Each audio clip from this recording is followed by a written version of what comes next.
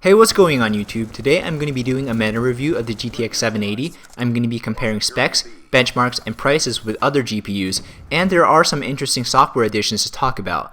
Now, the 780 is not a next generation Maxwell Nvidia card, it is still a Kepler platform. However, it is the second GK110 chipset designed for the consumer market, the first being the GTX Titan. Here is a comparison chart from the official GeForce website comparing the 780 with its closest competitors in the GeForce lineup of GPUs, the Titan and the 680. And the following chart from Tom's Hardware is an even more comprehensive look at high-performing GPUs in relation to the 780.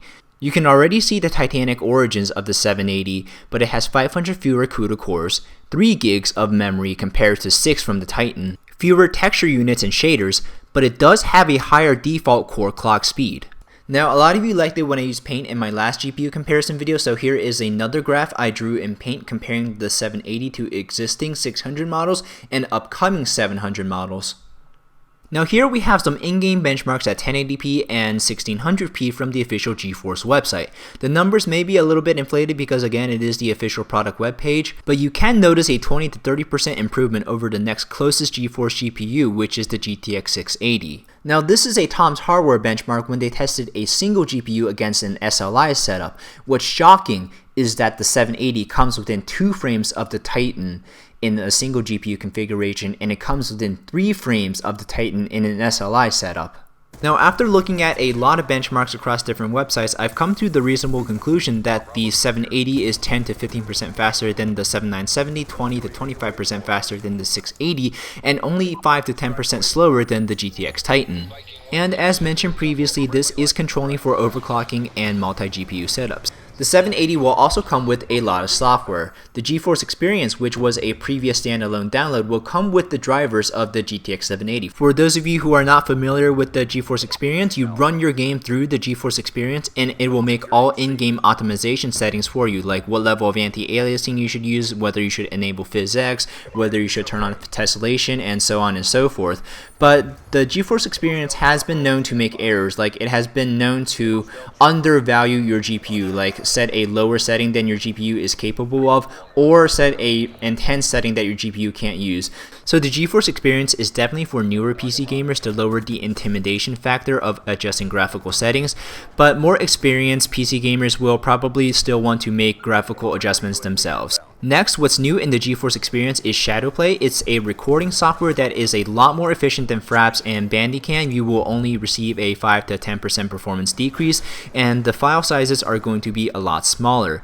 This should make uploading to YouTube and streaming to Twitch a lot easier, but I already have a dedicated capture card in my machine and I don't think this software is going to replace it anytime soon. But this is a good incentive for those who are new to PC gaming that want to upload games to YouTube. Next, GPU Boost makes a return as GPU Boost 2.0, and this is a setting that allows your GPU to overclock itself as long as it is within a temperature, power, or voltage target, and you can make whatever settings you want.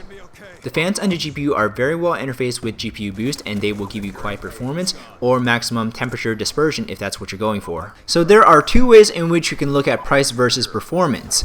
If you compare the 780 with the 680 and the 7970, they present a mediocre to poor value because the 780 is $200 greater, but only 20% better than the 680 and 10% better than the 7970. But if you compare the 780 versus the Titan, it is an excellent bargain because you are within 5% of the Titan's performance and you are at $350 less. For 2 Titans, you can get 3 780s. So I think the value averages out in between the 2. It is an all-around good purchase in my eye. There previously was a very big void between the $450 GPU and the $1,000 GPU, and the 780 bridges that gap perfectly. The thing about the Titan was it was never a gaming focused card. It was made out of trimmed down supercomputer components, and all the CUDA cores made it really good for compute industries. The 780 still isn't that much of a gaming focused card because it in turn is a slimmed down Titan.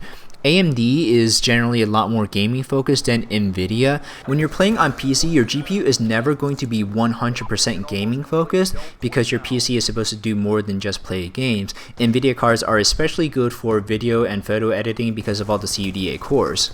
Even though the 780 isn't great value, it is very acceptable in terms of price per performance.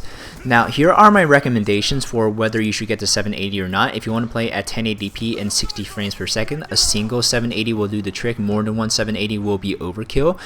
For multi-GPU solutions, 1080p and 120 frames if you have a high refresh rate monitor, or 1080p and 3D are good options. But if you want to play at really high resolutions like multi-monitor or 1440p, that is where the 780 will really shine. That's where most of the websites did their benchmarking.